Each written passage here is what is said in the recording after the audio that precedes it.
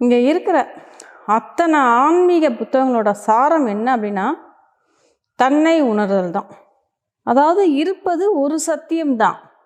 அந்த சத்தியத்தை பல வழிகளில் போதிக்கப்படுறதற்காக எழுதப்பட்டது தான் ஆன்மீக புத்தகமே தவிர, அந்த புத்தகம் சத்தியம் ஆக முடியாது. அந்த ஆன்மீக புத்தகத்தை நீங்கள் படிக்கிறனால சத்தியத்தை உணர்ந்துட முடியுமா அப்படின்னா கண்டிப்பாக முடியாது.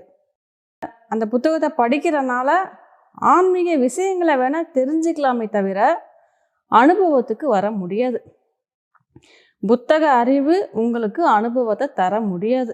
அந்த புத்தக அறிவால் நீங்கள் அந்த சத்தியத்தை உணர முடியாது, உங்களுடைய சுயத்தை உணர முடியாது. அந்த புத்தக அறிவை கடந்து அனுபவத்துக்கு வந்தால் மட்டும்தான் நீங்கள் சத்தியத்தை உணர முடியும். ஆனால் இங்கே நிறைய பேர் அந்த ஆன்மீக புத்தகத்தில் தான் சிக்கி மாட்டிக்கிட்டு இருக்காங்க. அந்த புத்தகம்தான் தடையாகவே இருக்குது. ஆரம்ப காலகட்டங்களில் உங்களை அந்த ஆன்மீகம் நோக்கி திரும்புறதுக்கு அந்த புத்தகம் பயன்பட்டுச்சுன்னா சரிதான். அதற்கப்புறம் அதனுடைய சாரம் என்ன அப்படிங்கிறத தெரிந்து கொண்டு அதை நீங்கள் தூக்கி போட்டு அதை கடந்து அனுபவத்துக்கு தான் நீங்கள் வந்து ஆகணும்.